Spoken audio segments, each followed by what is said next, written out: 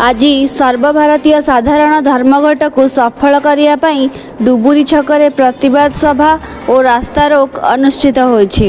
एही प्रतिवाद सभा रे एआईयूटीयूसी नेता सुरेश प्रधान और आईएनटीयूसी नेता विद्याधर महांती एवं सीआईटीयू नेता प्रफुल्ल नायक उपस्थित थिले।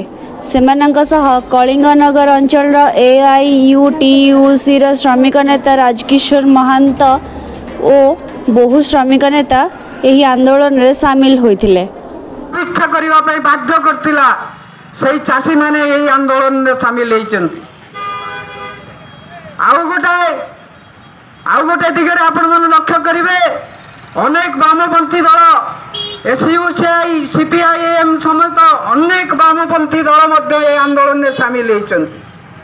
अत्यंत सुखर कथा अनेक स्वाधीन फेडरेशन बैंक एलआईसी प्रतिरक्षा इत्यादि बहु संगठन पक्षर मध्य समर्थन सुओ छुटुची।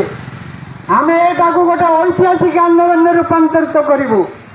दाबीटा श्रमिक मानकर नुहे श्रमिक नेता नुहे दाबी होउछि एई अंचलर